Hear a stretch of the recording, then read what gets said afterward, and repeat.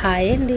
ఈరోజు నేను ఎండు రొయ్యలు కోడిగుడ్డు కర్రీ చేశానండి. ముందుగా స్టవ్ ఆన్ చేసుకొని కడాయి పెట్టుకొని 1 టేబుల్ స్పూన్ ఆయిల్, కొంచెం పసుపు వేసుకొని దానిలోకి ఘాట్లు పెట్టుకున్న కోడిగుడ్లు కూడా వేసుకుని ఫ్రై చేసుకోవాలండి. అవి పక్కన పెట్టుకొని కడిగి ఉంచుకున్న ఎండు రొయ్యలను కూడా వేసుకుని ఒక 5 నిమిషాలు ఫ్రై చేసుకుంటే చాలండి. అవి పక్కన పెట్టేసుకొని 5-6 వెల్లుల్లి రెబ్బలు, కొంచెం కరివేపాకు, 2 పచ్చిమిర్చి వేసుకుని అవి ఫ్రై అయ్యాక 3 పెద్ద సైజు ఉల్లిపాయలని చిన్న ముక్కలుగా కట్ చేసుకుని అవి కూడా వేసుకుని కొంచెం సాల్ట్ వేసుకుని ఫ్రై చేసుకోవాలి.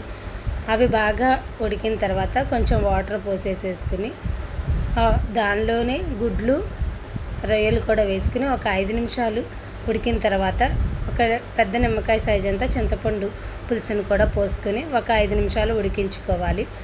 దీనిలోకి 1 టేబుల్ స్పూన్ కారం, రుచికి సరిపడా సాల్ట్ కూడా వేసుకోవడమే. ఎంతో టేస్టీ అయిన కోడిగుడ్డు ఎండు రొయ్యల కర్రీ రెడీ.